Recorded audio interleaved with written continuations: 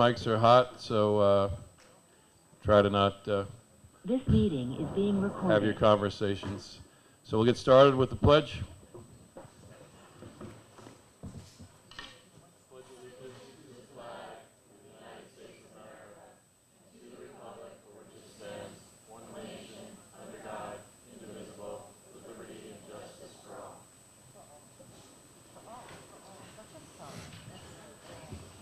Okay, Attorney Baldwin went to the BOE, so he's on his way over here. So, Mr. Phil Higgins, Fire Marshal, the Blight Report, item number 4 or item number 3 tonight. If you want to sit down and tell us what's going on. Thank you, Mr. Moderator. Can you hear me? There you go. It's work. No. No, they can't hear you at home. So. No? Okay. It is on. It's on, so, it's on. Mr. Moderator, thank you. Ladies and gentlemen of the RTM, thank you very much. My name's Phil Higgins, Town's Fire Marshal and current Chairman with the Blight Condemnation Board.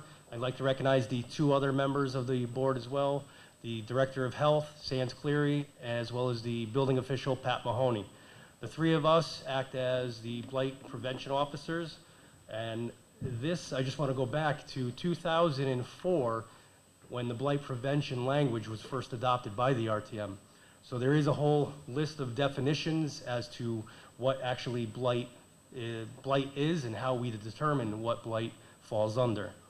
Just a summary of last year, if you have the handout, correct? Okay. If you look at the first column, obviously it's the addresses that we received. There actually has to be a signed submitted complaint to our board. Anonymous complaints we look at, but however, if they're not signed, we kind of put them to the side.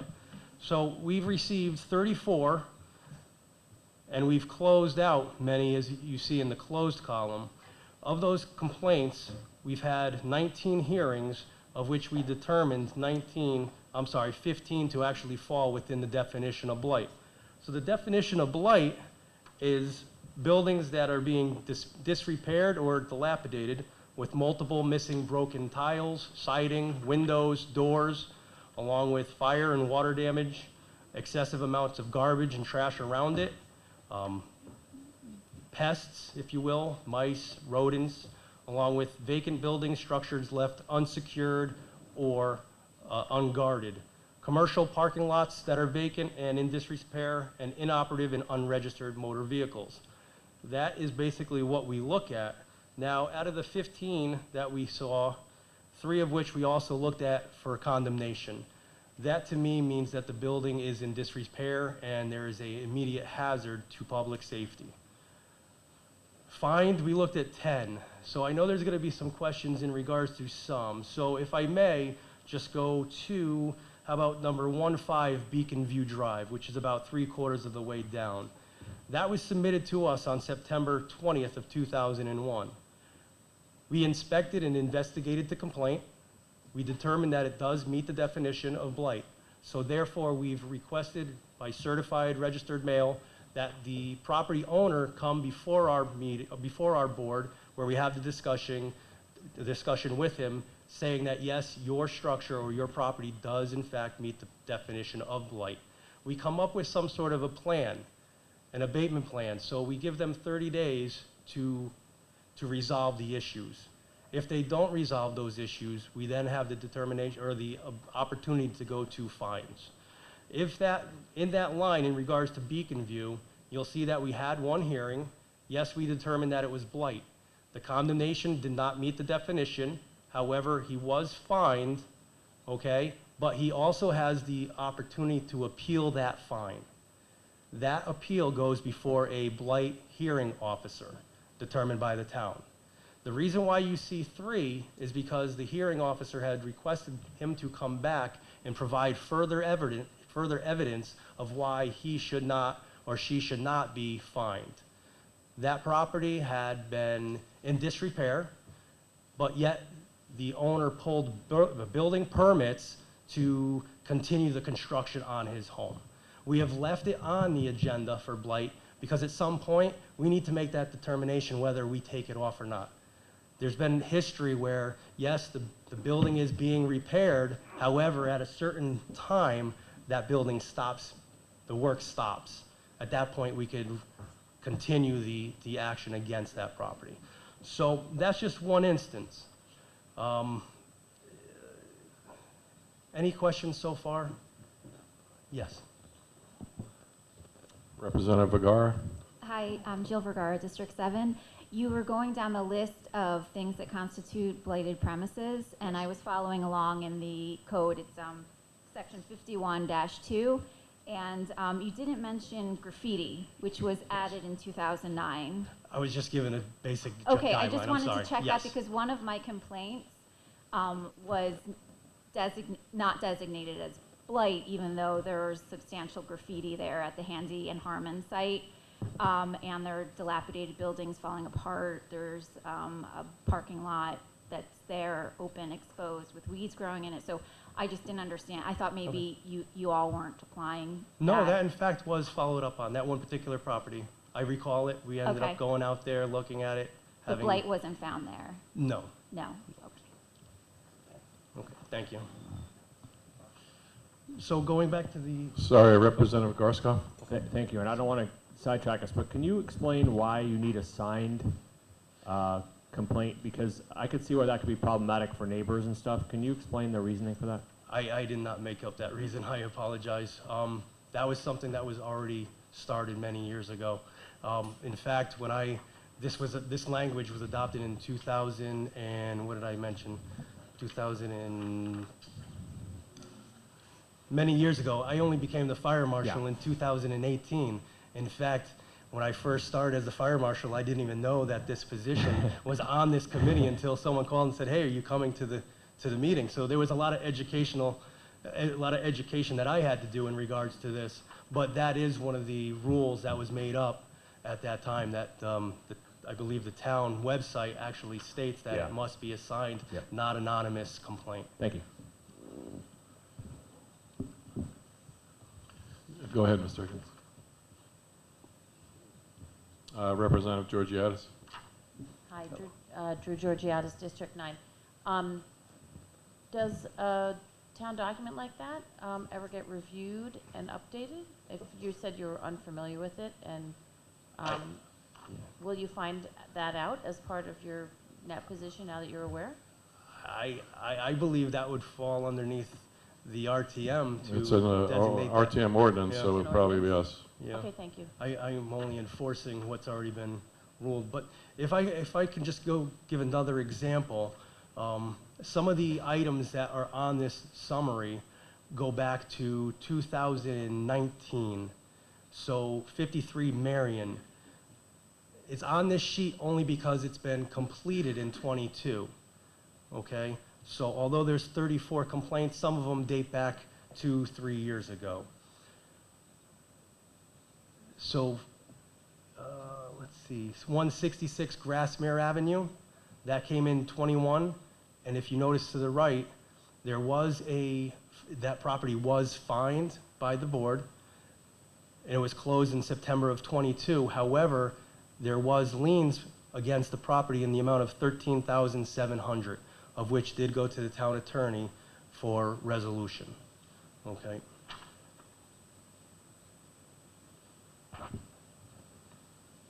I'm assuming those liens are for unpaid taxes? Yeah, well, no, it's actually for Mr. Baldwin, violations. or was it blight? Oh, hello. Okay. Yes. Hello, sir, I didn't see you come in. Good evening. So any other discussion or questions in regards to the summary from 22? Representative Vergara? I wanted to see if you could give us a status report on the old Joe's American property, and I had read in the newspaper that you did find blight, and I was wondering what the status of that was now. Yeah, absolutely, thank you. So 750 Post Road obviously is a well-seen property. A lot of people drive by it, and we did receive a formal complaint, signed complaint. So we had the meeting of which it was brought to our attention, we discussed it, and our following move was to investigate and find that if it was in fact determined to be blight. Our commission sent a letter to the property owner, of which the owner did in fact call our board and said, I was unaware that it was going to be on the agenda. That's because it was only brought to us for discussion purposes. We have not yet determined it to be blight. The following meeting, yes, it was determined to be blight, and at that point, the discussion was that the owner of the property was in fact going to clean it up, to do everything that they can according to the plan. So the plan in regards to that property was that there was holes in the front of the building that needed to be taken care of. There was a sign that was covered with a tarp that was blown off by the wind that needed to be taken care of. And any boarded up windows or doors need to fit into the exterior of the structure. So if you notice today, that plywood and those 2x6s per se are now matching. They are painted to match the exterior of the building. So at that point, it was determined that they had in fact met our recommendations to clean it up per se. However, that property, if you notice, is still on the agenda for blight as well. It's one of those properties that they do have building plans submitted as well, so we are expecting there to be work on that property. We have not yet removed it. Representative Havey. Representative Havey, District 6, thank you so much for this. Can you give an update for 92 Grasmere? Grasmere Avenue is slated to have a little freshening up, and So- that can't be there. Yes, 92 Grasmere Avenue is a property that has come on the board agenda, been removed from the agenda, has come back on the agenda. And what we have right now, if you notice on the sheet, 92 Grasmere, this one started in 2020. We've had several hearings, we've had several discussions, and we've provided the owner several opportunities to come in and discuss the structure. We have determined that there is blight. You can see that the property is currently being fined or cited. And most recently, the commission has looked into bringing a structural engineer to look at the property. If you drive by it, you'll see that the rear staircase is unsafe. It's boarded up. I can tell you that I personally would not go on it. There's windows, the exterior of the rear is wide open, and now there's a large hole in the roof. Anytime that there's a hole in the roof is concerning because obviously elements of rain and snow and wind load can get inside the property. I don't know what the inside looks like. Now, the homeowner obviously has, it's his property. He is the legal owner of the property. We can't just enter it. We are looking to other legal efforts to take care of this. One of the budget items that we have is for such remediation. I know that the building official has a certain amount of funds that we can use, and we're hoping to use that to bring in that structural engineer on that particular site. I moved to Fairfield in 1998, and the building hasn't changed that much. There's still a boat, and it's still Like I said, unsafe. it's come on, it's come off, it's come on. So without going into, there's certain things that must have been on the agenda for determination of blight, which the property owner must have corrected to come off. And now, like I mentioned, this one came back on in 2020. So I'll be happy to sign my name to another complaint. Thank you. we are currently looking at that. Thank you. Thank you, Representative Havey. Representative McCabe. Good evening. I'm Representative McKay from District 4. Could you tell me, one, how many of those properties are commercial versus residential, and how many of them are occupied versus vacant? Thank you.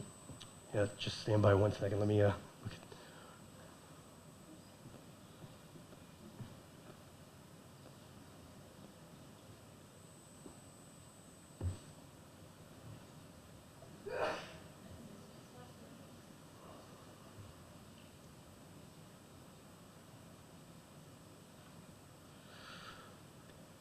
Without quoting me, it looks as though 6 might be commercial. Okay. How many are occupied?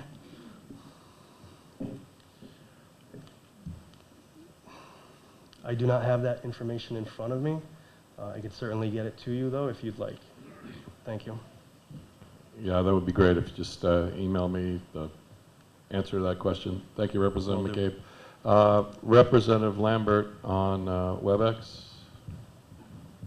Hi, good evening. I don't know if you can see me or hear me, but I just have a question to follow up, as some of the others have, on a specific property, and then more of a general question afterwards. 280 Tuckahoe Lane has $113,000 in a lien. What's the current status of that property? That's in my district, and something I hear about from neighbors. What's the current status of that property? And then second, if we have a property owner like this who really doesn't seem to care all that much about a lien piling up, what's our foreclosure mechanism or otherwise enforcement mechanism to make them care or to do something more productive with that property? Okay, first and foremost, 280 Tuckahoe is another property that has come on and off for many years. If I will, this property owner is the same as 92 Grassmere Avenue. He is, again, this property has come on and off several times. It is one of our focuses, as it, 1 month it'll have a open door, the next month it'll have a piece of plywood over the door that's now covering it. Just recently we found that this property also has a hole in the roof, so along with 92 Grassmere, we are also looking at a possible structural engineer in regards to this. In regards to the lien, would you like to discuss, or? Attorney I'm sorry, Baldwin? yes, returning to Attorney Baldwin. I was late on purpose so I could participate in this, you know. Why, were you going to leave after your presentation on leases? It's, as a matter of fact, I got a call from a property owner just across the street this morning who raised the very same issue, and it's my understanding, although I have not looked into it in detail, that we can actually foreclose on the property, and if we can, it seems to be a property which would be ripe for that that solution. Okay.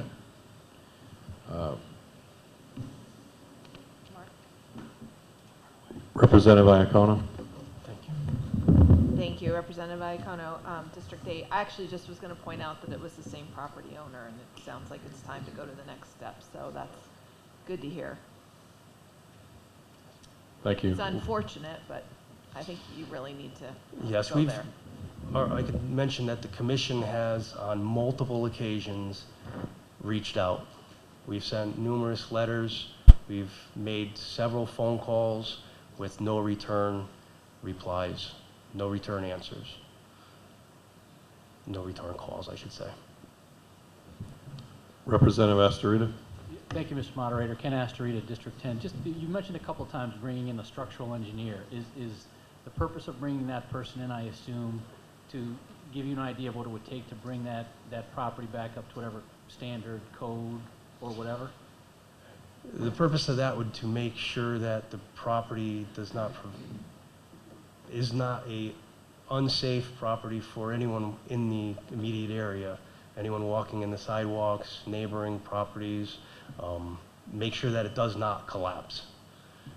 Is then the property owner, you know, build the costs of the time or whatever work is done by that person? I believe that is something the town could follow up with in regards to costs. Okay. All right. Thank you. Attorney Baldwin gave a thumbs up on that, so.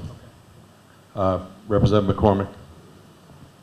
Karen McCormick, District 2. I just did a brief, quick search of the name of the property owner, and it appears as though there are articles dating back to 2010, specifically articles in the Connecticut Post regarding blight in Fairfield and fines being levied. And it seems to me that if this has been going on for 13 years with fines think the article I saw was $50,000 was levied at one point, and these are not being addressed. It boggles my mind that we're sitting here a year later still kind of scratching our heads trying to figure out what the next step is. So I would strongly encourage the town attorney to aggressively look into, before spending any more money on engineers, what the procedure is to expedite that foreclosure process, because we all know that can take time as well through the courts, and we don't want to jeopardize the health and safety of citizens while we're waiting for that process to unfold. But this is clearly a situation where this particular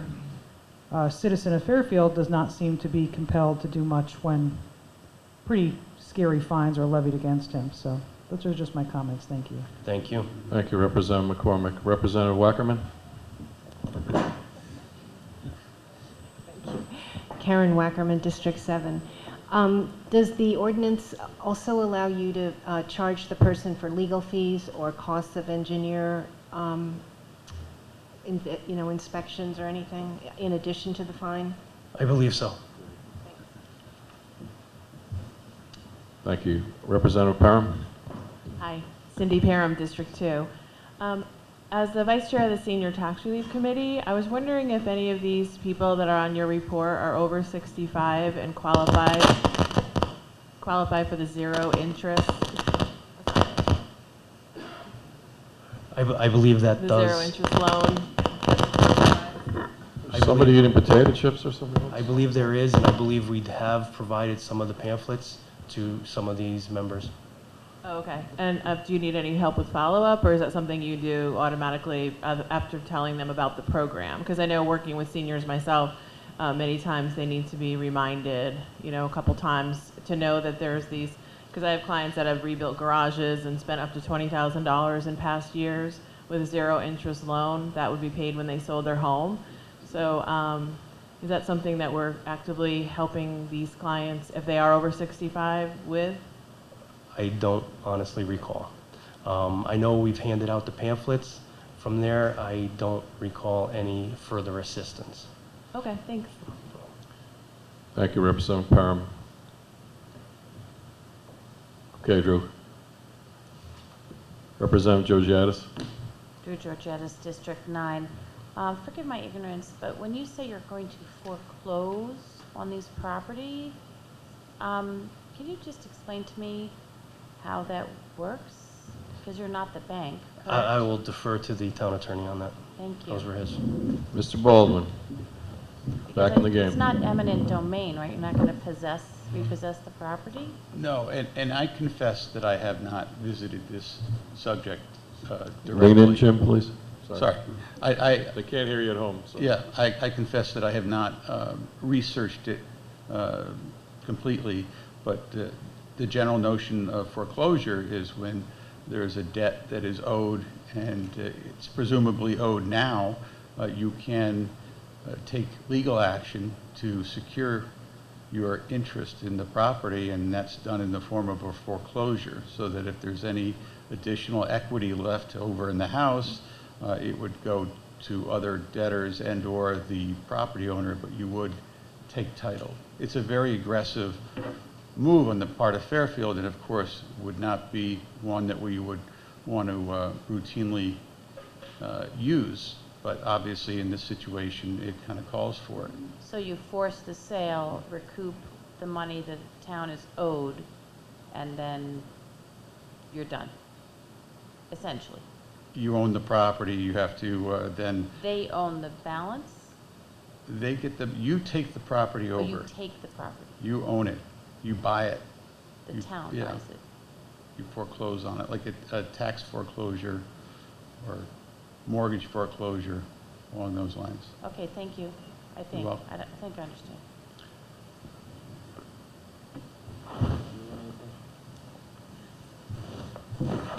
Representative Vergara? Thank you. I wanted to return to that question about Handy Harmon. I was surprised when it was denied as blight. For one reason, because I read through the definitions and I thought several things fell along that list of items that would constitute blight. but also because I had participated in a meeting where this property was discussed with the administration, with people from the state, DEEP, and this property was being discussed because it's been vacant and boarded up for decades. It's contaminated. The property owners are not moving on it. They're not being cooperative. So the state had suggested that we fine them for blight. So, and that would potentially help move the process along. So I was really disappointed that it was not found for blight. Okay. That particular property, I believe there was 2 small buildings on site. The property is chained, gated and chained, secure. When it was investigated, there was a small patch of graffiti found on one of those buildings, along with a unsecured, the second building was unsecured. So we've been in touch with the property management, who had made a commitment to taking care of those items. So that was the reason for the lack of fines. I think I filled that out a year and a half ago, and the graffiti is still there. Okay. We will continue to look at that then. Okay. Thank you. Thank you. Representative Havey? Representative Lisa Havey, District 6. The question about buying properties, we're buying properties now from people for our affordable housing. Are those discussions being brought forward about buying these properties and converting them into our affordable housing stock? Not at our level. Thank you. Thank you. Thank you. Representative Astorita? Ken Astorita, District 10, and I think my question is more for Jim. Jim, are you aware, has the town foreclosed on any of these properties in the past that you're aware of? If you don't mind, I'll answer from here. Come on down. Not to my knowledge, that has not been done. But that's not to say the town has not done tax foreclosures in the past. But I'm not familiar with them doing it this way, but I've only been in this position for 3 years, so. Has the town considered becoming more aggressive, particularly on, a couple of these properties here that have been long-time offenders, in essence also to perhaps send a message to some of the other folks who may be considering neglecting their properties, that the town is willing to go the distance and foreclose? Yes, I tried to make it clear that this is a situation where we believe it's appropriate, and so we plan to take that unusual step. But I will add that oftentimes, maybe I missed the beginning of the presentation, these homeowners are elderly, they're going through financial difficult times, and of course you don't want to take those kind of extremes if there are other ways to solve the problem. But obviously, the problem's not being solved, so you have to take it to the extreme. Yeah, I mean, it just sounds like in a couple of these cases that Sure. it's that line has already been crossed, so, yeah. Yep. Okay, thank you. Thank you. Mr. Moderator, if I may, we really attempt to work with most of the property owners to correct the matter. I mean, there are a few on here, like you mentioned, that have taken it to the other side. There have been seniors on this agenda where we have mentioned, as long as we're making forward progress, we're willing to work with you. So we'll give you the 30 days to correct. At 30 days, please bring us back information. We'll investigate again, and if they're not 100% compliant, we'll give them an additional 30 days because there is forward movement. Yeah, no, I mean, it seems like, your process is working, because it seems like you're closing things out. You don't have a lot of cases that are still open, but for these long-term problem cases, I think perhaps maybe it's time that the town got more aggressive and went the foreclosure route. And again, it also potentially sends a message to other people who may be considering not doing anything, that there is a price to pay. Understood, thank you. Thank you. Are there people living in these properties, or are they just? Yes, There sir. are people living in these particular properties? No, The two particular properties, the no. specific ones we're talking about? No, the most recent 2 that we're talking, Yeah. large fines, no, those are 2 vacant properties. Okay, thank God. Representative Lambert, you have a comment. Yeah, I've heard some really good comments. Sorry, this is Tom Lambert, District 3.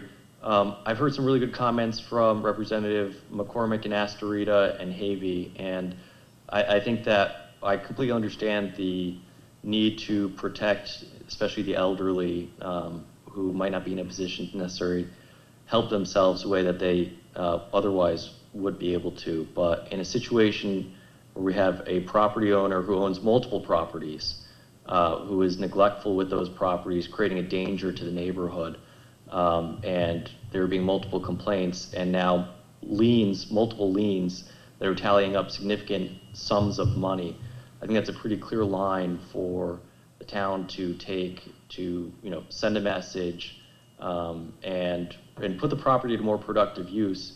And as Representative Havey suggested, I mean, the town is under obviously constraints with 830G, and affordable housing has been, obviously a hot button issue in town. But if we could be using existing housing stock to be, affordable housing or put to a more productive use, I think that might be beneficial for everyone. So I would implore you and the town attorney to consider that when considering enforcement of our blight liens, to be aggressive, especially in this instance where we have a property owner who is in multiple instances being neglectful and really dangerous with his property, and to think about what the town might be doing next steps wise as a better use for those properties. Thanks.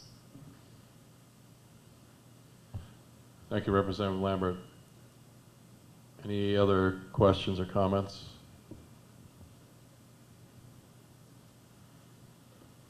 Okay, thank you, Mr. Higgins. If you could just get that one answer to that one question. Will do. Thank you That'd be very great. much. Thank you very much. Thank you. Have a great night. You too. All right, Mr. Baldwin, leases.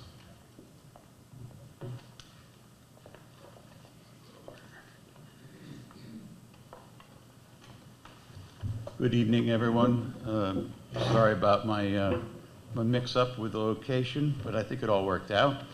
I'm here for the annual lease report, and I'm not going to go through each and every lease which is on the report that you received from Connie Saxel, but I would like to first thank Connie for all her hard work and diligence in putting this together and working with me to make this presentation to you here tonight.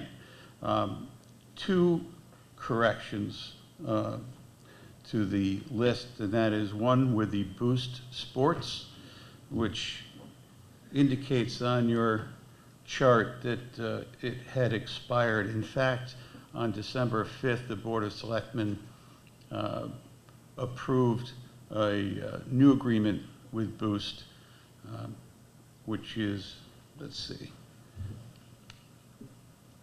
effective, I think, through the end of 2024, but I'll get the exact date. But anyway, that has been renewed, and that was through an RFP process.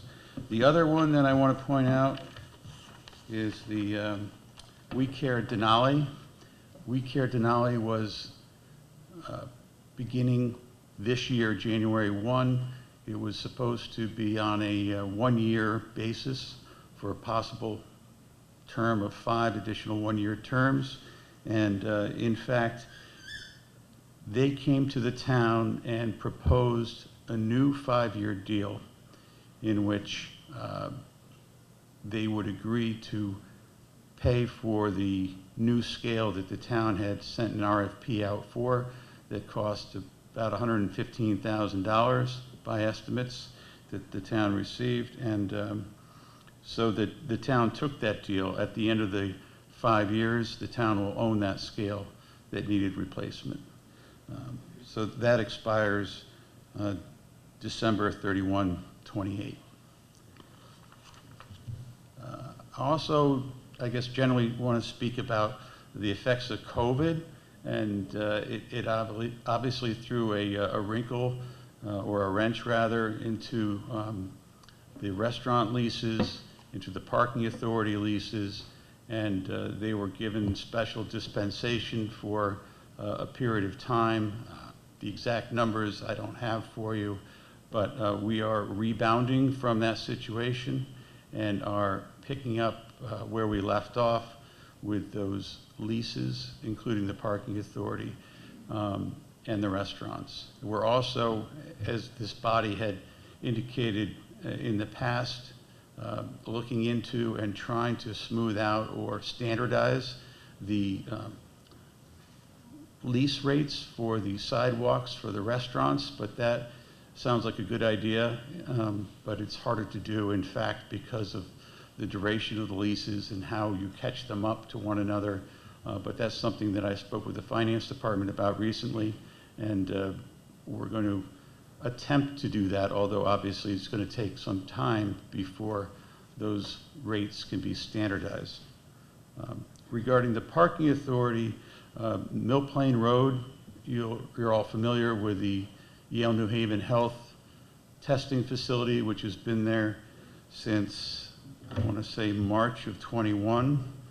And we initially allowed Yale in at no cost, but after several renewals, I think 2 renewals, 6-month renewals, we negotiated terms whereby they paid the town and are now paying the town $4,000 a month, which is the equivalent rent that we would have received from the parking authority. I believe it was last year when a request was made to put the Country Club of Fairfield on the lease report, and I'm sorry I missed it this year. It's not on there, but I can confirm what I said last year, and that is that it has got a little under 100 years to go before it expires in 2114. And with that, I'm happy to take any questions. Representative Bateson. Thank you, Ed Bateson, District 1. Thanks, Jim, for the presentation. Quick thing, the Yale thing, who owns that parking lot? The town of Fairfield or the parking authority? Town of Fairfield. And we rent it to the parking authority? We have leased it out. Or they rent it to we have leased out that property as an overflow lot to the parking authority. How long is the lease we entered into with Yale? It's right now expires, I believe, March 22nd of this year, but that's the 5th extension.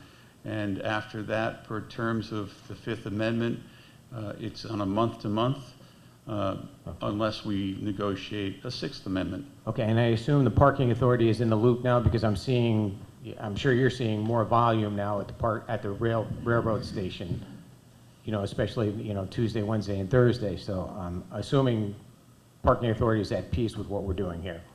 I have not heard any complaints from the parking authority. Okay, and when we talk about the We Care Denali, since they approached us and extended it to 5 years, does that mean that lease is going to come to us because it's over the 3-year threshold? Is that something? I believe it is supposed to go to the RTM. It was approved at the the December 5th Board of Selectmen meeting.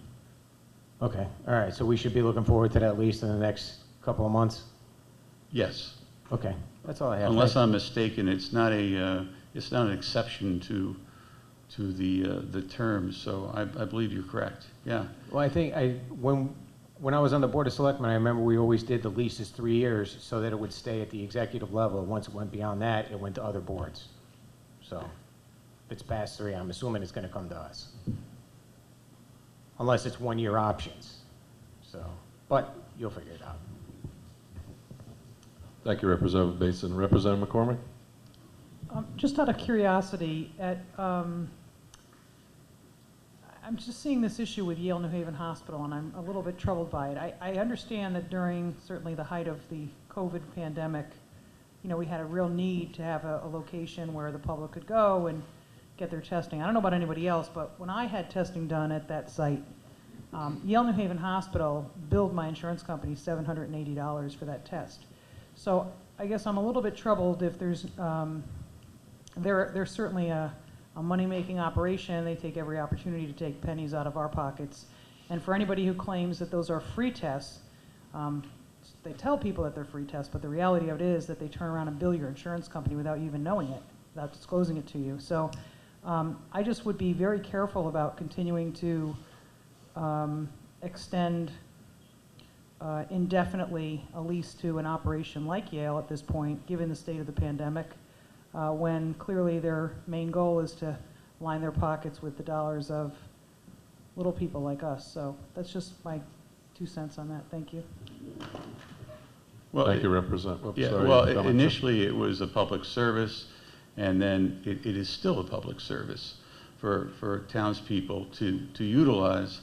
However, that's why we are now charging them what we would have received from the parking authority, and the parking authority obviously is saving money in the process, and right now it doesn't seem to be interrupting any parking issues. And it is just a temporary thing right now, on a month-to-month or, you know, on a short-term 3-month basis at the most. But I hear you. Yeah. Thank you. Representative Wackerman.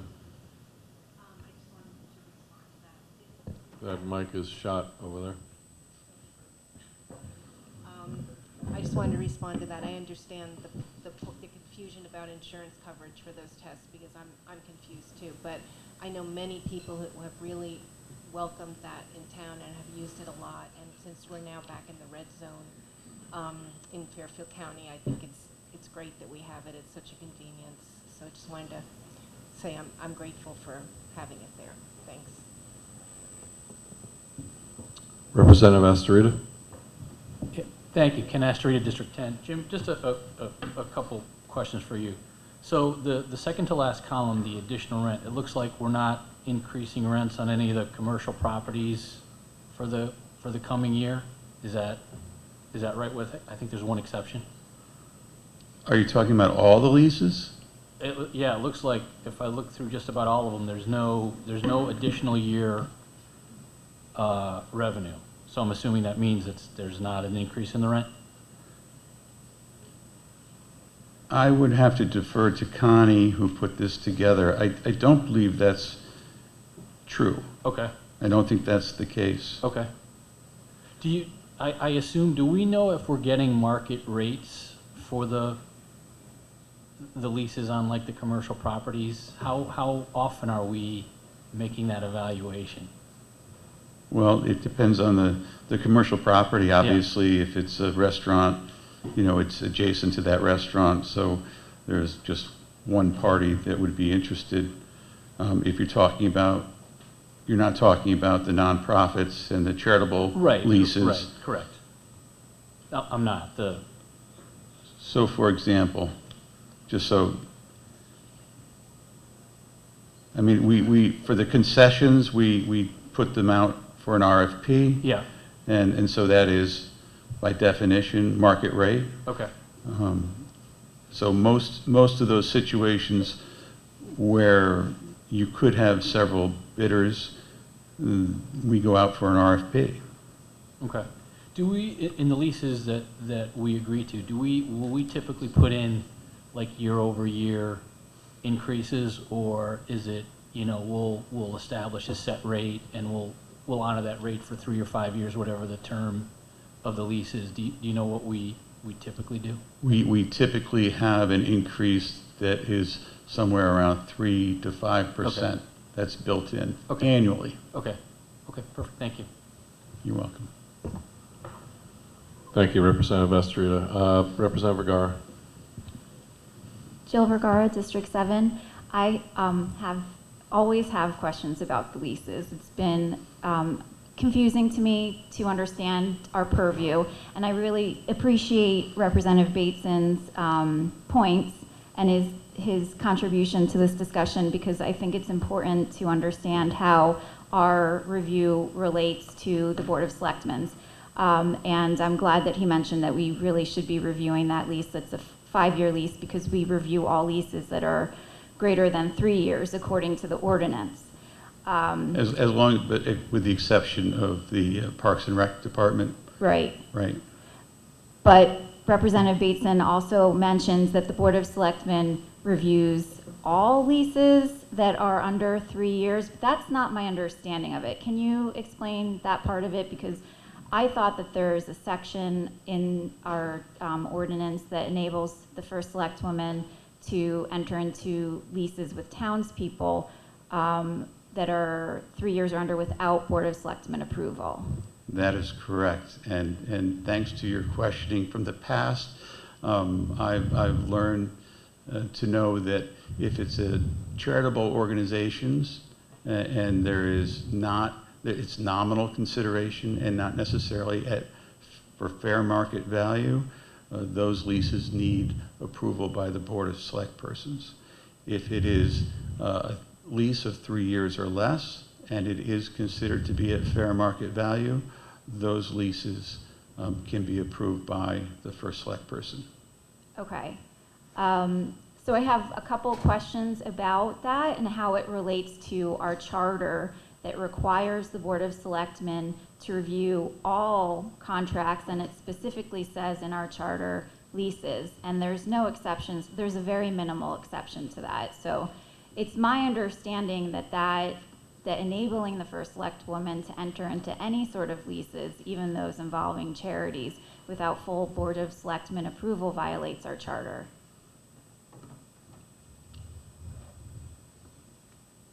I would have to look into that. That charter provision, as you know, was slated to go away, but it's still here, and one of the reasons being that the review by the Board of Select Persons of every single contract that is entered into by the town is burdensome and unduly necessary. That being said, I think the past practice has been what it has been described by you as being just a 3-year lease for fair market value, which is signed and approved by the first select person. Whether or not that is in concert with the charter is a legitimate question. Okay, I just want to mention that state law also requires that the Board of Selectmen review all leases involving any public land. So, I mean, our charter would supersede the state law, but even regardless, even without our town charter, state law requires that the Board of Selectmen approve all of these leases. So I would respectfully ask that they start doing that to follow both state law and our town charter. Well, I will look into it, Jill, and however, if the charter provisions actually would override the state statutes in most instances, but and our charter does require that the full Board of Selectmen approve all of these contracts. But also, we keep talking about these renewals, and I've heard a lot of people asking, well, what about if these terms change? If these terms change, how do you determine this? If we keep adding renewals into it, it changes the length and the term of the underlying lease. And it would fall within different parts, different subsections of our ordinance. It seems inappropriate to enable even the Board of Selectmen to continually renew without having it come to the RTM when it exceeds 3 years. If the renewals end up causing it to exceed 3 years. I think that the plain language of any renewal is that it's optional, number one. Number two, you can continuously renew 3-year contracts, and that still falls within within the provisions of the town code. So I don't know how you rectify those two. That's just a matter of fact. It just goes against the whole intent, the legislative intent of building in these different requirements for review. It's a very serious issue of how we delegate or give public lands. That's why the state has come in and said in 2010 that there has to be a certain very set review of giving land in any way. So if we continuously renew things and it ends up being decades, which some of these properties are, it's problematic. It goes against the legislative intent of the state, and I believe our own RTM body that wrote this. I would say that most of those renewals are for charitable nonprofits, with very few exceptions. So I'm struggling now to think of any that are for profit. The first that comes to mind, I guess, would be a child's garden. But there are very few of those. So I understand what you're saying, but I think that it's the exception and not the rule. And this has been the practice of the town and town attorneys and administrations long before this administration. I understand, but they must have been doing it wrong. And if anybody wants the references, it's Connecticut General Statutes, Section 7-163E, and our own town charter is it's Article 6, 6.1C1.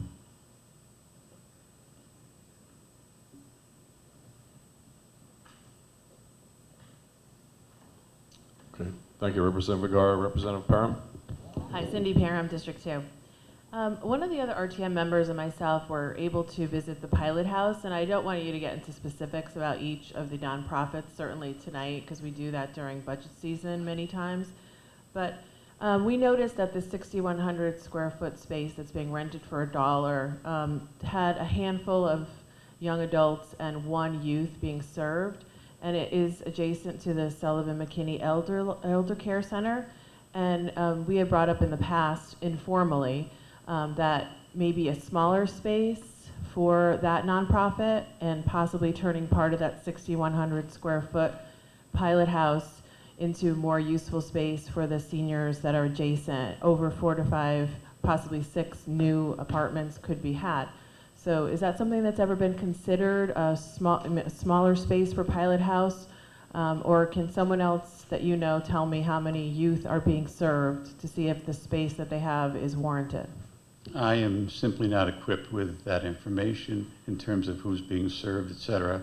And in terms of its use, whether it's bigger or smaller, as you suggest, or could be better utilized, I think that's something to take up with the administration and the people at Pilot House and any others who might be involved. But that's not something that I generally speaking, really, it's not really my purview.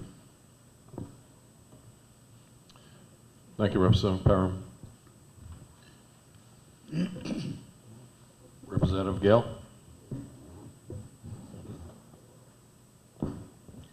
Hi, Hannah Gale, District 6. There's just an item on here that I don't know anything about, and I'm just curious, so I hope you'll forgive me.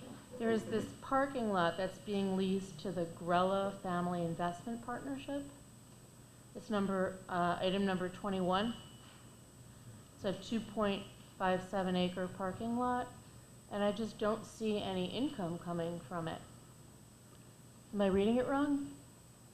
No, I don't believe you are. As a matter of fact, I reached out, because when I went through this list, I reached out to Connie just this morning, and typical Connie, she turned right around and provided me with copies of about 7 leases that are on this list that I do not have copies of, and that was one of them. So I have the same question, to be brutally frank with you, and I also confess that I did not get the opportunity to review that since she sent it to me this morning, but I can certainly get the answer for you. Thank you, because just when I, Googled the property, it just looked, it's the parking lot for like a shopping center, so. It may be from a long-standing prior agreement, but I'm just just guessing right now, so I'm sorry, I don't have the answer, but I'll find out. Thank you, Representative Gale. Representative McCormick? As a follow-up to that, isn't there affordable housing or senior housing above that shopping plaza? I think, if I recall correctly, I think it has to do something with the Grella family developing that housing above there, above the shopping plaza, into affordable or senior housing, so I think it's somehow connected to that. That would make sense, and I'm determined to find out and let you know.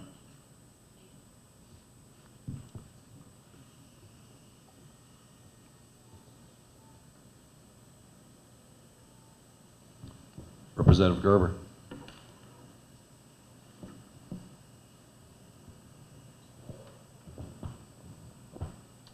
Thanks, Bill Gerber, District 2. Attorney Baldwin, the WeWork, Denali, the revision to the lease, can you explain, why, are they literally paying for the waste station, or are they just fronting the money and we're buying it? They are purchasing and installing a new scale. For WeWork, for that, or for the transfer station, which scale is that? It's the one for where the composting facility is. Right. That scale. So, but then then we'll sort of earn into it over 5 years?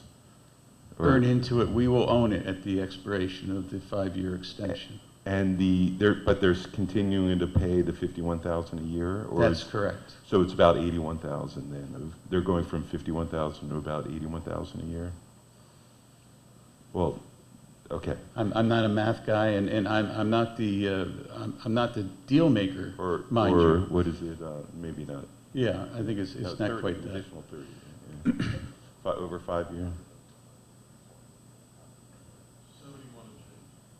71. Okay. Wait, it's 150, right? Oh, 115 or 150. It's what's stated here on the report. So and that's more accurate than my memory. But did the town put that out to bid, or did they put that? Did they handle the acquisition of the waste station? The town had, it's my understanding that the town had an RFP for the scale, and simultaneous to that, We Care Denali approached the town with this proposal. I know that the RFP or the estimate was about $115,000 or $120,000. I can find that information out for you if you want to know the exact number. But no, I was just wondering sort of why we did it that way. Is there like a tax benefit to them or something, or as opposed to them paying 70-something in rent and us buying a waste station? I can't speak for We Care Denali, but it seemed like a good deal for the town, and the administration and later the Board of Selectmen agreed. Okay, thank you. Yeah, and I just want to ask, sort of reiterate a question that was sort of already asked, was when we renew leases with not-for-profits, is there a process of reviewing the services provided and whether the not-for-profits are all providing the services up to the expectation that, that we have for them, or some standard? I'm not sure there's a formal procedure for that, but there are budget hearings and the like, and it's a the budget hearings would be for grants and subsidies, but not for free rent. I think that's part of. We're not involved in that. No, but most of the organizations that we have situations or setups like that, I believe, receive some form of grant or money from the town, and so in that process, it certainly would be a topic of discussion. I'm sure. I'm not sure if there are any on here that do not fall under that category. And one other thing that I thought of about the We Care Denali, it's possible that they had a 5-year extension in the original agreement that was approved by this body, but I'm just speculating, but I'm racking my brain about that. But like I said, I'll get you the answer. If not, it will be before you. Huh? I can contribute. Oh, good. Thank you. Go, Bill. Hi, Bill Hurley, Town of Fairfield Engineering Department. I was here for the original agreement on that, and all I can tell you is all the other competitive bidders on that bid opening were asking the town to pay. They were the only ones that actually were willing to pay the town. So I just wanted to let you know on that. Okay, but I mean, there should be, economically, there should be no difference, right? Like, either if we pay for it, then they would have to pay more, right? Or no? I mean, No, they were actually gonna charge the town, like 50,000 a year. Not dealing with the scale, I'm just talking about the regular lease itself. They were actually charging the town. We Care Denali actually gives the town the money. It's completely opposite than their competitors. okay. Thanks, Phil. Thank you, Representative Gerber. Representative Zesma? Thank you, Mr. Moderator. Liz Zesma, District 4. Excuse me. I think I have a partial answer to Representative Gerber's question. I think for Fairfield Counseling Services, I served on their board for some time. I do believe, and this doesn't pertain to grants, but I think it may pertain to the lease agreement, that a certain percentage, minimum percentage of their clientele are Fairfield residents. And I believe it was, when I was on the board, 65%. I don't know that that was the limit, but I believe there was an expectation that they would be serving primarily Fairfield residents.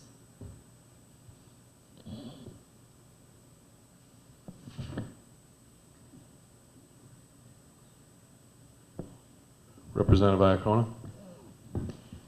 Thank you, Mr. Moderator. Pam Iacona, District 8, through you to the Town Attorney. Mr. Baldwin, the leases at the Burr Mansion seem to have closed out or had ended in 2017, 2018-ish.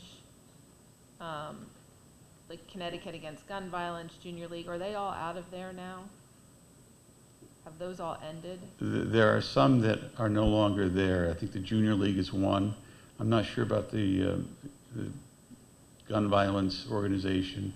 And I'm not sure, you're not asking about the transfer of taking over those leases and the Burr Homestead in general from the historical No, society. I'm talking, the way that Mrs. Nolf, or Mrs. Saxler rather, has it set up, the lease specifically for the Connecticut gun violence says it ended in 2017, but then it said lease terms include annual renewal upon mutual agreement between the two parties. So I remembered that some people had left there, so I didn't know that was just ongoing. Yeah, to my knowledge, the two that are no longer there is the Junior League of Eastern Fairfield County, or one of something like that, and the other one was the credit union. Those are the two entities that are no longer at the Burr Homestead, and then one existing tenant took over some of the space that was vacated, but I believe those are the only two. Everyone else is still there. Okay.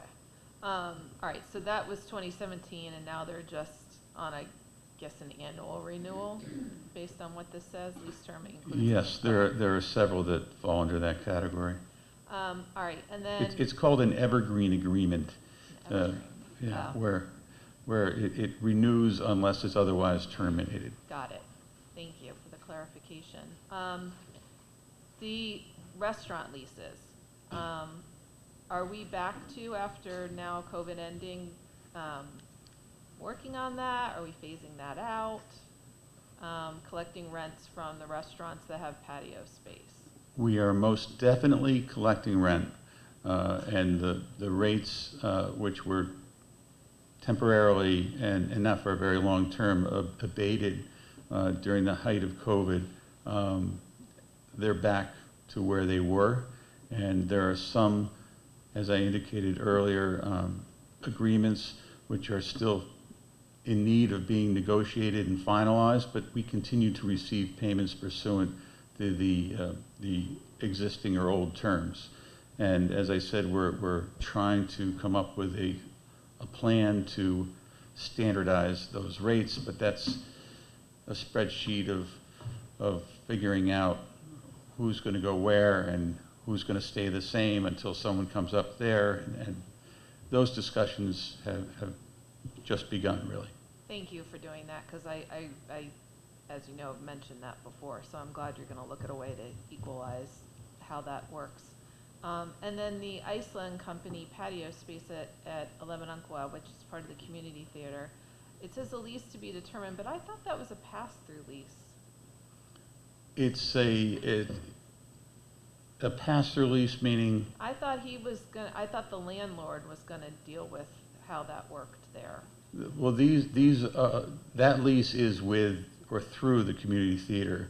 So it is in that sense a pass-through, but the community theater organization, the Cleveland organization, is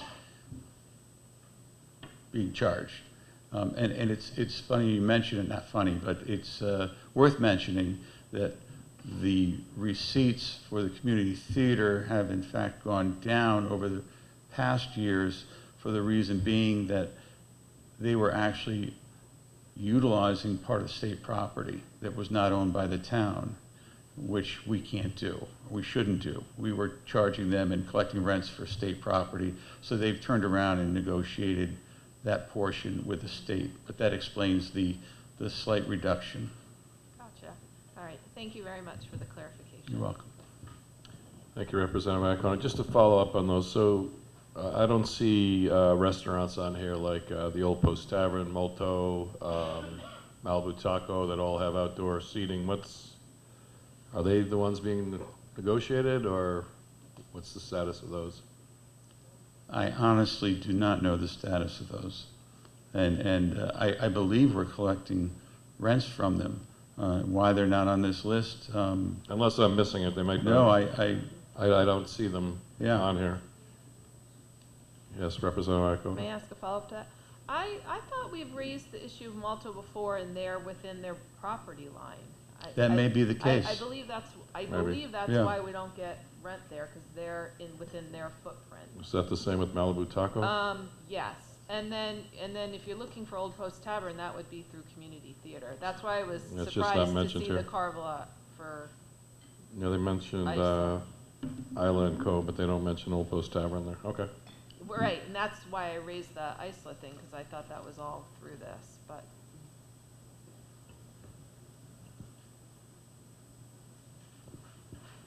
Anybody else for Attorney Baldwin? Nobody on WebEx? Okay, Jim. Thank you. Thank you. Mr. Moderator, would you like me to answer tonight in regards to the residential, commercial? Sure, you still here? Absolutely.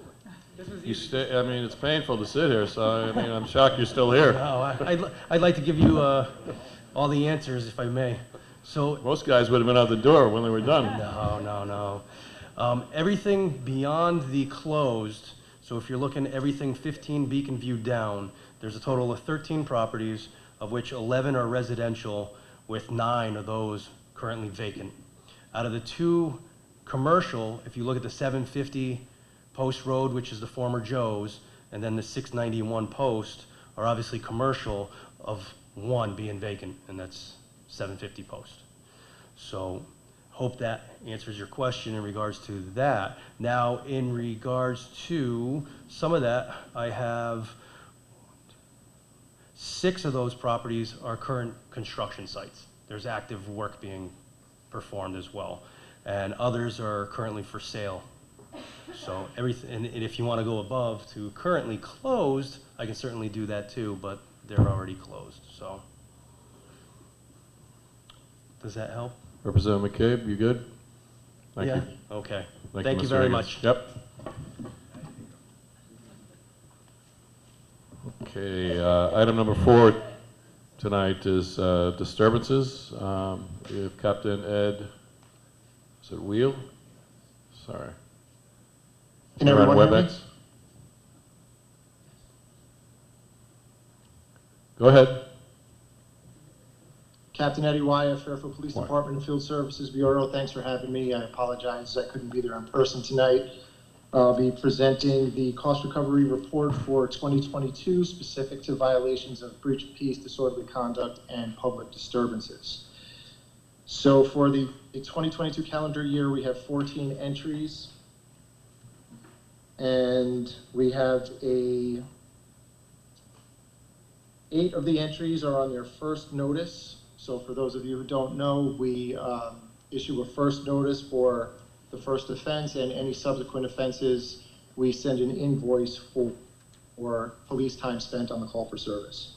So 8 of the 14 are on their first notice, 6 of them are on their second notice, and they have been invoiced.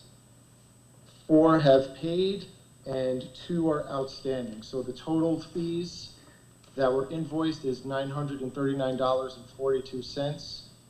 $492.80 has been collected.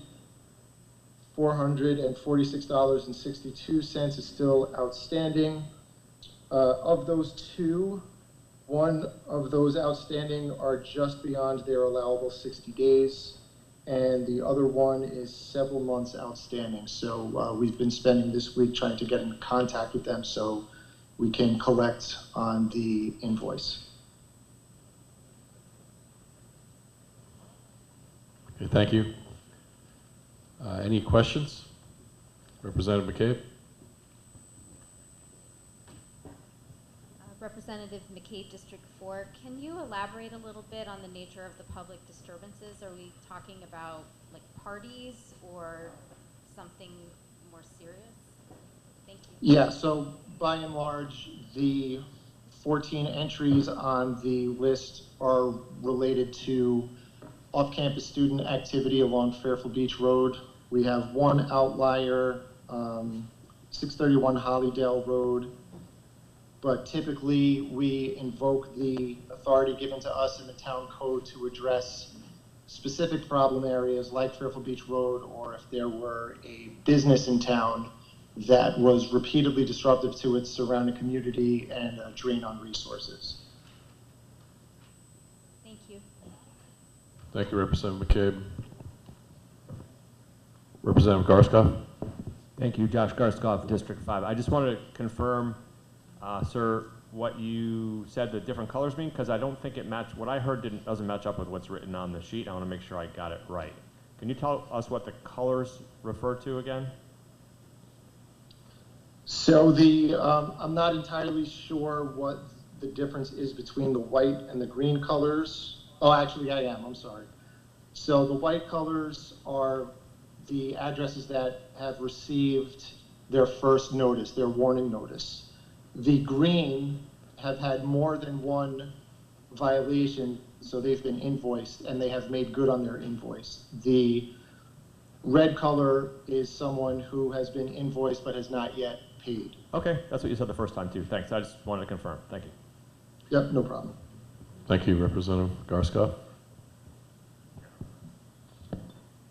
Representative Gerber. Yeah, hi, Bill Gerber, District 2. Thank you for taking my question. A few years ago, we passed an ordinance that would allow the police to assess the fines on the landlord if the students don't pay. I mean, it was anyone, but it was primarily meant for Beach Road, I think. Have you made use of that ordinance yet? So the way that we would normally handle it is the landlord that receives the fine for subsequent violations. So when we make the arrest or when we issue the infraction or the arrest goes to the tenant. But once the tenant violates more than once, we invoice the landlord. So you've done that. That's not just like a dormant ordinance. It's actually useful or helpful for you? Yeah, in most cases, we're finding that the tenants are a little more afraid of the landlords coming down on them with the possibility of eviction versus just getting tickets from us on a regular basis. I noticed there's nothing, I don't believe there's anything here from the SantaCon at the beach. Is there a reason why no one was ticketed for that, or fined for that? Yes, there were arrests made at SantaCon, but there were no arrests made against tenants. And we discussed it exhaustively, but there was not a strong path to identify and charge tenants as hosts. In other words, there was no reasonable way to deem the tenants as being the hosts, absent evidence of specific individuals who met 2 criteria, one, that they are tenants, and two, that they were instrumentally involved in planning the event and turning it into the debacle that it did eventually turn into. Well, it seems, I won't tell you how to do your job. It seems like, there was enough video of people, in the houses, on the rooftops, on the patios and everything like that. So hopefully, maybe next year there'll be a strategy. That could be a real money maker for the town. Yeah, we determined the main reason SantaCon grew out of control had to do with the amount of people sharing it on social media, and as well as non-tenants and non-Fairfield use students attending. So our focus definitely shifted to addressing those reasons and coming up with an operational prevention plan for future events. Thank you. That's great. That's great to hear. Thanks. Thank you, Representative Gerber. Representative Vergara. Jill Vergara, District 7. So this is kind of related to what Representative Gerber was asking, but the fines, the violations that we're getting, the invoices listed here, that is from recovery from the state statute, and that money goes to the state then? The town isn't collecting that, or do I have that wrong?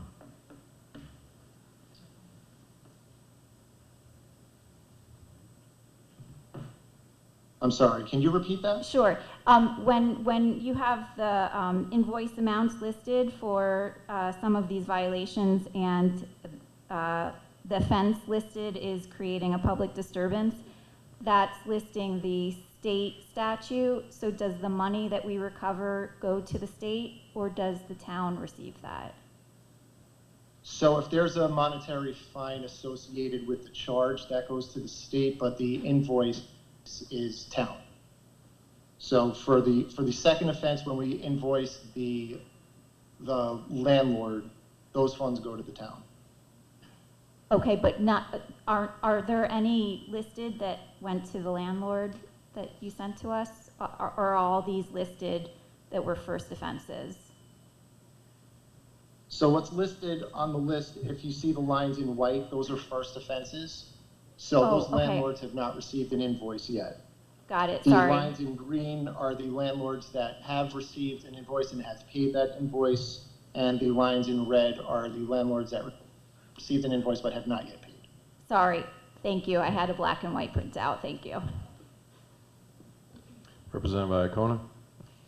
Thank you, Mr. Moderator. Pam Iacona, District 8, to the Captain. Captain, next year, would you mind giving, when the report's sent in, just sending a written memo in? People don't understand what the report is. It's titled Town Ordinance 61-1 at the top, and it cites the violations, but if you could provide a written memo of everything that you explained orally, that would help. Absolutely. Thank you so much, sir, and thank you for all your hard work on behalf of the town of Fairfield. I really, truly appreciate it. Thank you, I appreciate that. Thank you.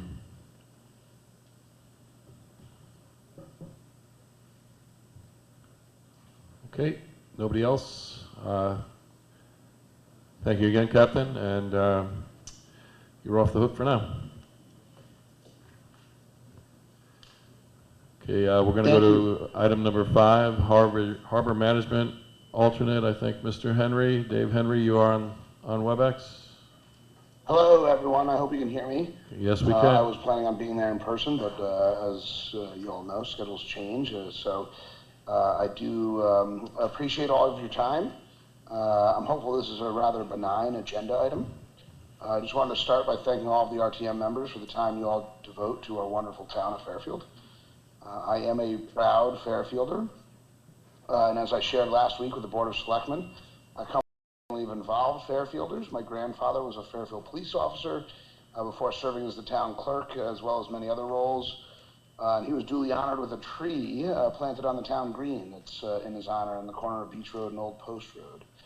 My father also is a local attorney, served on the zoning board, and I'm really proud to be hopefully appointed to a harbor management alternate position. I inquired about filling that for a few reasons.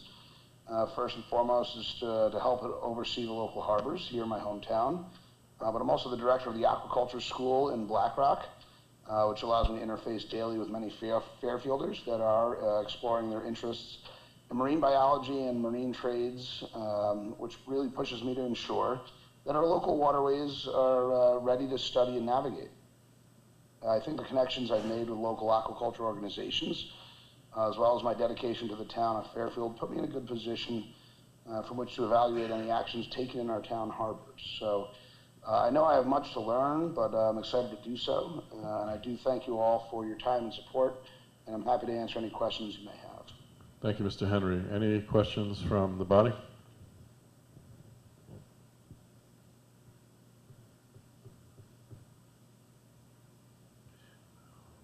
Well, it looks like you sold everybody, so thanks for wading through all that other stuff, and good luck in this position, and thanks for volunteering. No problem, thank you, and appreciate it. Okay, item number 6 tonight is steep grant sidewalks with Mr. Hurley, town engineer.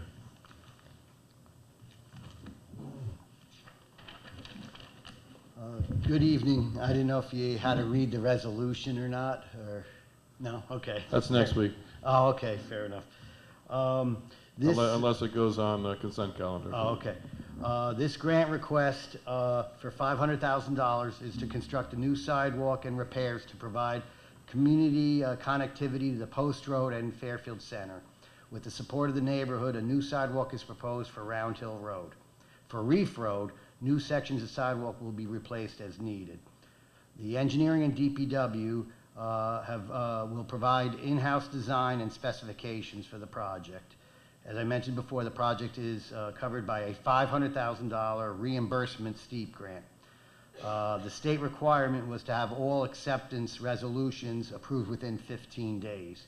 We were able to request an extension of 6 weeks, knowing that, we had to go through the town approval process. Property owners along Round Hill Road and Ermine Street have waited over 3 years for sidewalk funding. Sidewalks will provide access to the Ludlow Schools, Fairfield Center, and US 1, the Post Road, from Round Hill and from Reef Roads. There are several areas of existing sidewalks on Reef Road that are uneven and in poor condition and would have had to be replaced probably within the next year or two anyway. The only other alternative is to do nothing, lose the grant, or reduce the scope of the project. This would continue to burden the DPW schedule and is not considered cost effective. As I said before, the grant covers the eligible reimbursement costs. The $500,000 represented the maximum amount of award possible, emphasizing the importance of this project to the state as well. There is a town share, which you wouldn't be voting on at this stage, but later on, of $111,298. It's a town match. As we get further details of the grant, the town would determine whether this amount will come from capital non-recurring, the DPW, housing and economic development budgets, or if we're allowed in-kind services such as design. Hence, that's why we're going just for the grant approval at this stage. And obviously, if we had to go back for further funding, we would go back before the boards. Taking any of the money out of the DPW or economic development budgets would supplant other neighborhoods and the downtown from getting some sidewalks repaired.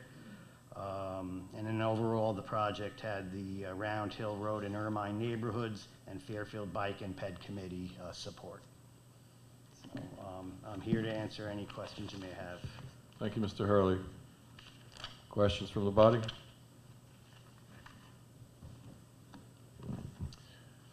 Representative Barahona. Good evening, Representative Barahona, District 5. Mr. Hurley, do we have a town grant manager, or does each department handle grant opportunities on their own? The town has a part-time grant coordinator who's been helping the town put together the applications. And so for this one, with input from DPW, engineering, economic development, And we met and put it all together, and then she did the finishing touches and you know, put it all together and helped us get the grant, definitely, yeah. A very valuable asset. Terry Brown's her name. Thank you. Representative McCabe. Thank you, Representative McCabe, District 4. A follow-up question, does the grants manager help once the grant has been awarded with the mandatory reporting that might be associated with the grant? That would depend on the grant. If it's basic administration stuff, I'm sure she can help. I think she's been with the town maybe 6 months, but don't quote me the exact amount. But then other grants, you know, like I would imagine she could help with the administration part of it, but if there's inspection, if there's engineering calculations, things like that, we would have to provide that.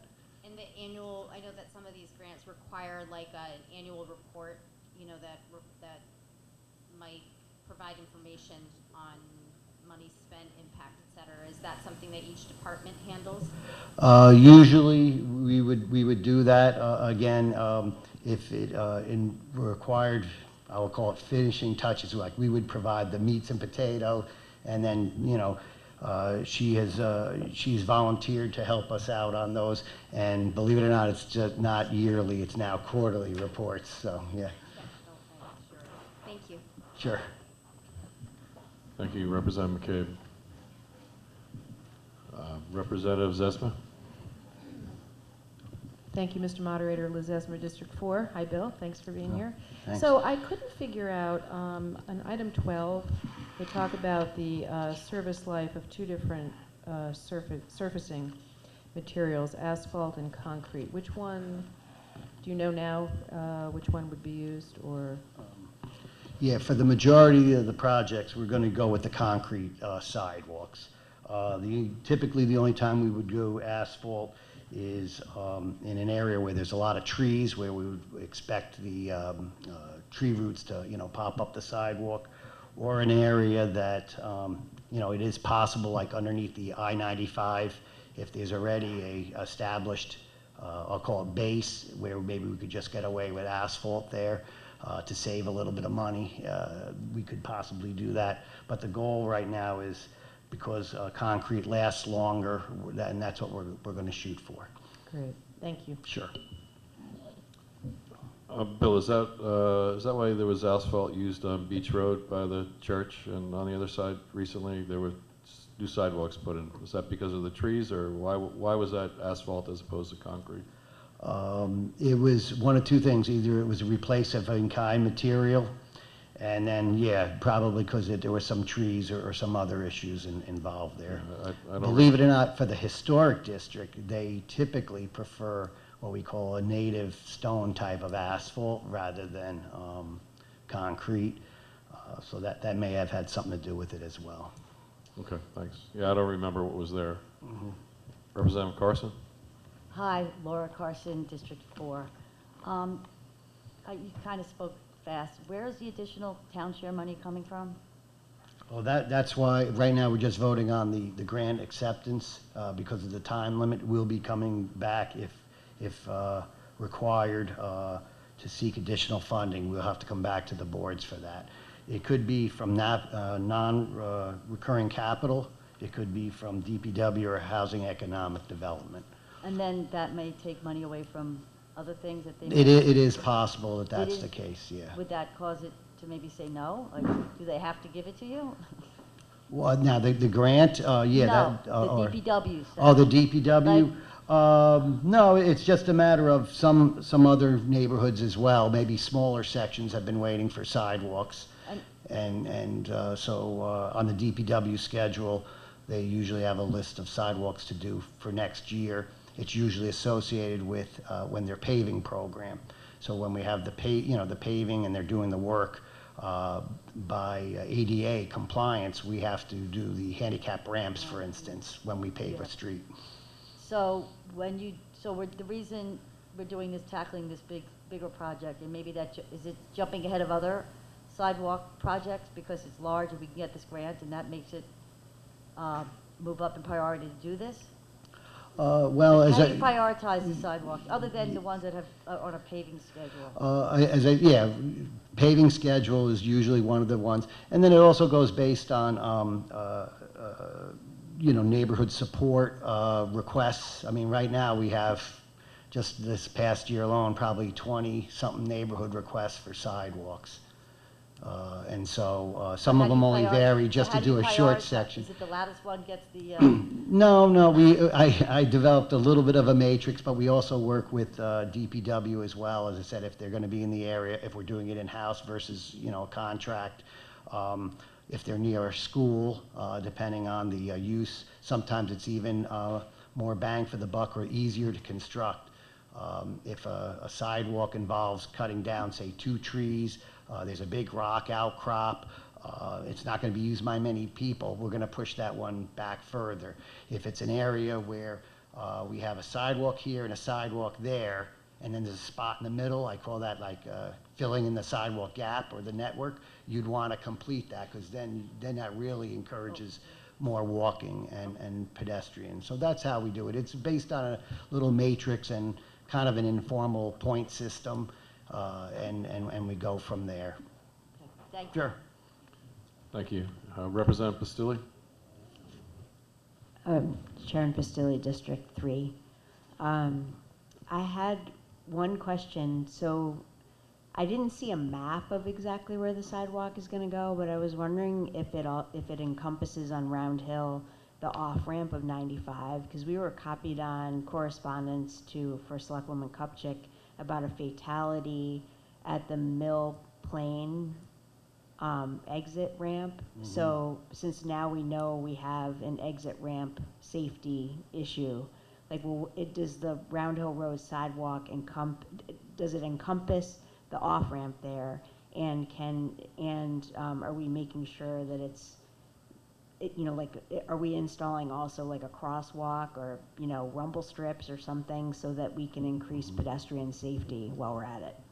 Sure, that's a good question. The answer is yes. One of the reasons we got the grant is we were stressing the connectivity, bring you basically from Fairfield University and that sidewalk there and bring it all the way down. That section from Round Hill, from Barlow to, say, Paper Mill or Elm Street, they don't have a sidewalk there on either side. So that was definitely on our master plan. We've been trying that, as I said, for well over 3 years to get that grant. Or to get that sidewalk put in. And then from there, there's a section, also missing section, underneath I-95 by those ramps. And then there's a section that we had done maybe 10 years ago by, I want to get it right now, Hillcrest, I think was the name of it, right by the Heim. And there's sidewalks there already. So this would be filling in one of those sidewalk gaps that we were talking about. The Mill Plain Road one would have to be separate out of a DPW fund, because this was strictly for Round Hill Road and Reef Road. And so that's how we would handle that one. Hope that answers your question. Okay. Thank you. Representative Iacono? Thank you, Mr. Moderator. Pam Iacono, through you to the town engineer. Mr. Hurley, thank you for this. First of all, I represent District 8, and we've been waiting for sidewalks patiently while the rest of the town has received funding to get things patched in other sections of town. We're happy that that's happened, and this is a project, as you mentioned, that's been 3 years in the making. We have Fairfield Ludlow High School that's in this area, Roger Ludlow Middle School that's in this area, certainly the Mill Plain Road area. We continue to work with DPW in your office, knowing that there are things that need to be addressed on that end too, with the addition of Riverfield School all in this concentrated area. I believe that you received some questions from Representative Janinski about the connectivity. And to Representative Pastilli's point, we do remain a little bit concerned that the sidewalk be able to go all the way down to the post road so that you don't have to cross over the highway entrance. Is that part of the project, or is the way that the sidewalk going to connect down at Barlow when you get down to paper mill, are you gonna have to cross over then to reach sidewalk and then go across 95? Or is there any realm of having this grant be able to cover it so that you could go straight down and avoid the highway entrance ramp? Well, we did look into that, Pam, and at the, what I'm going to say is the four-way stop, we'll probably have them cross there with crosswalks. The Round Hill Road, meeting with the neighbors a few years ago, they overwhelmingly supported a sidewalk on the east side, which is on the Ermine side. So if we continued that, you'd have to cross. If we went all the way down on that same east side, past Hine, then all of a sudden you can't cross at the underpass there. The sidewalk's on the other side, and around that bad curve, and with people, you know, going underneath the underpass, the visibility is really poor there. So we would want to have them cross at an all control stop sign. And just as a follow-up, is this grant just allow for the sidewalks, or will it also cover signage? I think that's going to be really important to note, that people really need to cross in that crosswalk and be careful where they're going. You know, the pedestrian aspect of that as a layer into the sidewalk construction. For pedestrian type signage, yes, that would be covered. Okay, fantastic. Thank you. I should also mention Tomlinson Middle School's right over there too. That's true. Yeah, the back way. Yep. Yeah. Thank you. Thank you very much.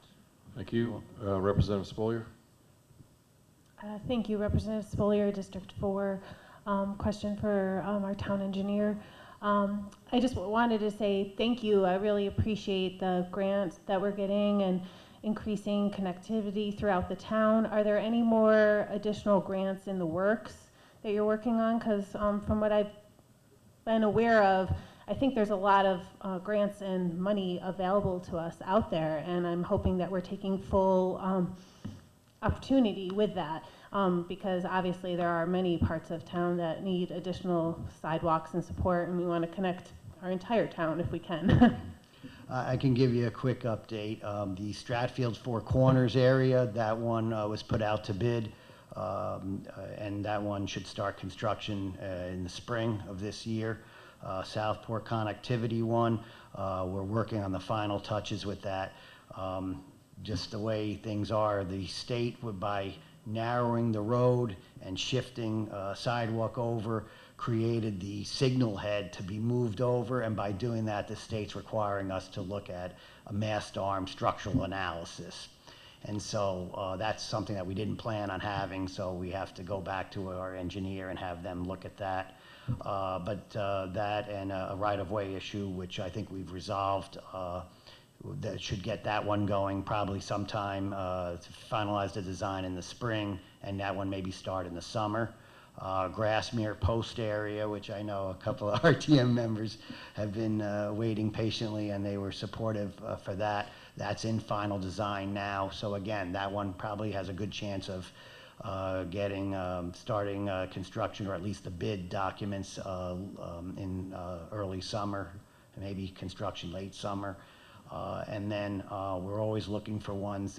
We did, with the help of MetroCog and our grants coordinator there, submit application with MetroCog for Safe Streets for All, which the minimum is $5 million, but they're really looking at regional.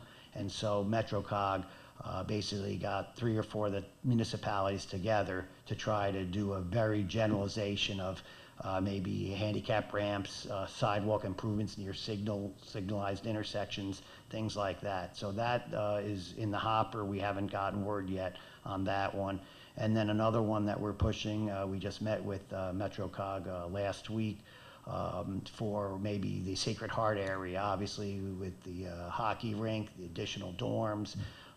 Some of the people on Jefferson Street have been asking for sidewalks as well, and so we would do that, hopefully do that section through grant money. And then on that one for the town share, I think we're going to approach Sacred Heart to help us out on that one as well. So, Thank you, and I'd like to hear that about Sacred Heart. Thank you, Representative Spolier. Any other questions, Representative Barahona? Hi, Representative Barahona, District 5. Along the same lines, although it's not necessarily a grant, or maybe it is, I'm curious in light of the tragic death of the state legislator earlier this month, with the wrong way driving, I understand there's 50 new installs going in across the state with the wrong way flashers. Is is Fairfield identified for any of those new installs that you're aware of?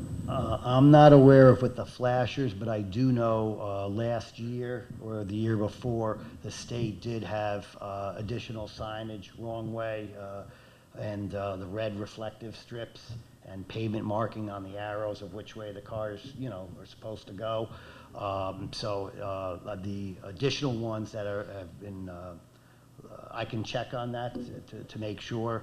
But I believe they're probably based on, traffic data and crash history, that perhaps, fingers crossed, that the improvements that the state has made might have made a difference for our area. And maybe there's other areas that are more confusing. Thank you. Any other questions for Mr. Hurley concerning sidewalks? Steve Brown. Okay. Let's move on to item number 7, the East Trunk Sewer Line. Mr. Hurley's still up. Okay. This grant would be used by the town to support sewer infrastructure project located in the public right-of-way, which will enable further development of the Metro, Fairfield Metro transit-oriented community, and replace a troubled section of 2,800-foot sewer line. As like the other one, they had made a requirement of 15 days to accept the terms and conditions, and we were able to contact the agency and get an extension of 6 weeks to go, so that we could go through the town approval process, and that's why we're here tonight. And the $3 million awarded, most communities probably only received 10 or 20%. Ours was over 30%, or at 30%. I think there was maybe a dozen that were awarded, so it was a very competitive grant, and we were very happy to get it. For those who don't know, the East Trunk Sewer Line handles over 60% of the town's sewer flow that goes to the treatment plant. The sewer was originally constructed in 1947 and follows the layout of the Ash Creek. There are indications that the pipe has sagged. There's joints that have opened up along the section. The construction of the new sewer will significantly reduce what they call I&I, or inflow and infiltration, and sanitary overflows, and provide easier maintenance access and better resiliency against Ash Creek flows and the rising sea level. The plans are 90%, 90% of the plans were completed back in 2019. The project proposes to construct, as I said, the new sewer line away from Ash Creek and put it in underneath the road in the right-of-way. It will reduce some of the bottlenecks that occur, and we have received DOT, and necessary permits have been obtained. It would be a 36, right now it's a 33, we would be installing a new 36-inch diameter sanitary sewer trunk line to replace the aged and undersized section that was, as I said, susceptible to the inflow and infiltration and the sanitary sewer overflows. The project is expected to take 14 to 18 months, depending on the notice to proceed and if winter work could be performed. Just for full disclosure, though, the estimated costs include $900,000 for contingency, $7.9 for construction, $850 for inspection, $50,000 for remediation, and between $40,000 and $300,000 for updating the engineering plans from 2019 and including the testing. There were a few alternatives that were brought up in the past and more recently, hence some of the delay of the project. We looked at constructing a pump station, creating a bypass or an overflow pipe, relining the existing pipe, and even trenchless technologies, and a do-nothing alternative. Each alternative was investigated conceptually, and some more in detail than others, but they were anticipated to be more costly, less feasible, or practical. And so we're going with the plan that we had originally proposed. The new sewer line will have a service life of 50 and hopefully 75 years of service life. And again, I'm here to answer any questions you might have, just keeping in mind that the town share costs are being further explored, hence why, you know, we're just going for the acceptance of the grant. I know we have an upcoming meeting with the Board of Finance to discuss this and other sewer projects from the WPCA. Thank you, Bill. Any questions from the body? Representative Brown?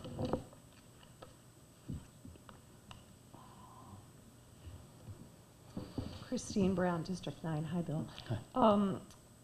So this current sewer serves 60% of the town, and it's envisioned that the new sewer line will serve that same 60% plus the metro development, plus there will be some additional excess capacity for future development. Is that right? That's correct. Okay.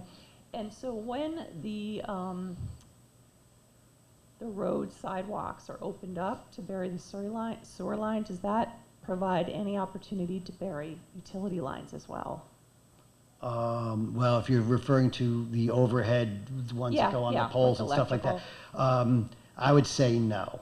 And there's reasons for it. Believe it or not, Grassmere already, I think, has, I'm going to take a quick guess at, like 11 utilities in there. And even as part of this project, we're going to have one of the utilities move their line over just so we could get room to do the sanitary sewer, yeah. Okay. So unfortunately, there is no room. And then just in general, I could just say that any overhead lines are extremely expensive to bury, and that's why very few cases they're done that way. Okay, thank you. Thank you, Representative Brown. Representative Vergara? Jill Vergara, District 7. Bill, you just mentioned Grassmere. What other roads, areas is this going to affect? It was Dalewood, a little section of Ash Street, and then Kenwood. Kenwood is the other one. Thank you. Thank you, Representative Vergara. Anybody else? Representative McCabe? Representative McCabe, District 4. I just want to say again, congratulations on all of these grants, especially this one, as you mentioned, is really competitive, so it's a real feather in our cap that we got it, so it's great. I was just wondering if the grant proposal that was included in our backup materials is the final version. I noticed that there are some blank information pieces here, like the percentage of affordable units in the development that the sewer line is in part going to support. The budget information is not included. So I was just curious if it's just a question of a different version of the proposal that we could see ahead of next week's meeting. That would be great. Yeah, I'll get you that. I don't know why there'd be blanks on that one. I'll double check. It is possible that in trying to get the application, you know, there was one question that we didn't answer, and I believe the one who would have answered that was out of country, so we couldn't, yeah. Yeah, that would be great. I was looking, like I said, there are blanks for percentages of affordable housing in the section 7 that has the project costs, and the budget is blank as well. So, like I said, it might be possible that it's just a different version that was sent. Thank you. Thank you, Representative McCabe.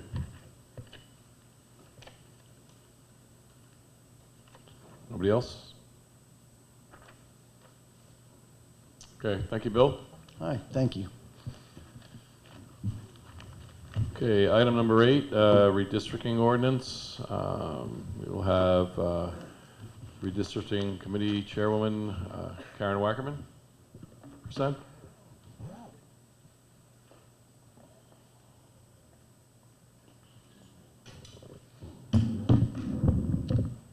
Thank you, Mr. Moderator.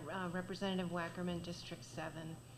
So I think the RTM knows that for the public's benefit, every time there's a U.S. Census, the state legislature is redistricted to reflect the change in population. And then our charter requires that we do the same. We take a look at the districts for the RTM and do a redistricting. So an RTM committee is created, and there was one created last, I think it was December 2021. And we first met January 2022. And as of about a week ago, we finally approved the new districts. So once we approve them, we put it into an ordinance, and then the RTM approves that ordinance. So I just wanted to mention that the committee was comprised of, at least as of the time we approved this, Representative Spolier, Representative Iacono, and Representative McCormick, and me. I want to thank very much Registrar of Voters, Matt Wagner. He was just indispensable in helping us create these districts. And also from the engineering department, Scott Lehman created all the meets and bounds descriptions of the districts. So I didn't know if anyone had any questions. You have the maps in your backup, and about an hour before the meeting, I sent to the moderator maps that are the individual district maps, so you can take a closer look at those if you want. Yeah, those were forwarded to everybody just prior to the meeting. Any questions? Representative Barahona? Representative Barahona, District 5. Are there any maps that show the overlay between the existing and the new? So we can see exactly where the changes are? That would be helpful for folks. There aren't, but I think Matt Wagner could create that for us. I can ask him. Thank you. Representative Zesma. Thank you, Mr. Moderator. Liz Esma, District 4. Karen, I just want to say thank you for all your hard work collectively, the committee, and finally getting this done. And I would also like to publicly thank Matt Wagner for his indispensable contribution to this process. Thanks. Thank you. Any other comments?